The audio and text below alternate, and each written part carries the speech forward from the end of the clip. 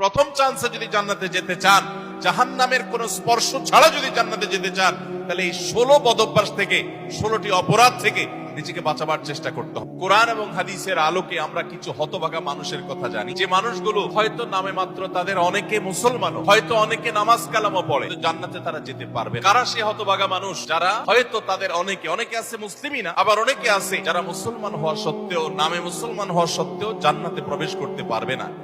জান্নাতে যাওয়ার পথে বাধাগুলো কি কি, আমরা আজ সেরকম 16টি বাধার কথা জানবো। কয়টি বাধা? 16টি বাধার কথা জানবো।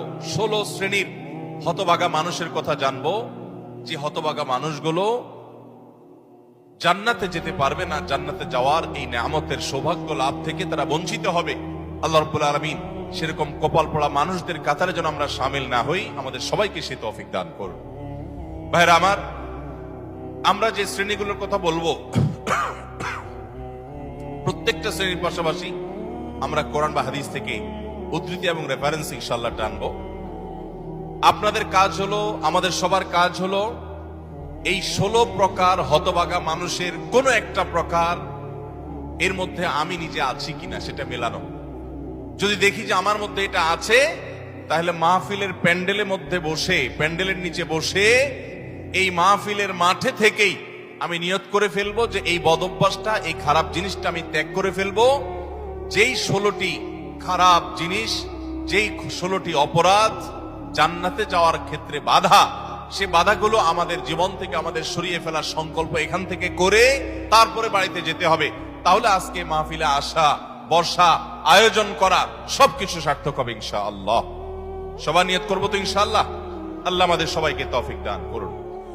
সর্বপ্রথম যে হতভাগা মানুষদের কথা বলতে চাই, যারা জান্নাতে যেতে পারবে না, তারা হলো যারা আল্লাহর প্রতি ঈমান আনে নাই, যারা মুসলমান হয় নাই, যারা ঈমান আনে নাই, আল্লাহর প্রতি যারা বিশ্বাস করে নাই, তারা আল্লাহর তৈরি জান্নাতে যাবে এটা কখনো আশা করা যায়? যদি আল্লাহকে কেউ বিশ্বাসী না করে, আল্লাহর একত্ববাদকে স্বীকারই না করে, শিরকে লিপ্ত হয়, সে মুসলমানই না হয়, তাহলে সে আল্লাহর জান্নাতের প্রত্যাশা কোত্থেকে করতে পারে? একজন মানুষ, তিনি মুসলমান না, তিনি অমুসলিম, তার ব্যক্তি জীবনে অনেক ভালো কাজ থাকতে পারে, অনেক ভালো অর্জন থাকতে পারে, কিন্তু তার ভিতরে ঈমান নাই। এই লোকটা আল্লাহর কাছে জান্নাতের আশা কখনো করতে পারে? একজন মানুষ বাংলাদেশে মানুষের জন্য অনেক কাজ করেছেন, বাংলাদেশের উন্নয়নে অনেক ভূমিকা তার ছিল বা আছে, বাংলাদেশে অনেক কল্যাণকামিতা তিনি চান,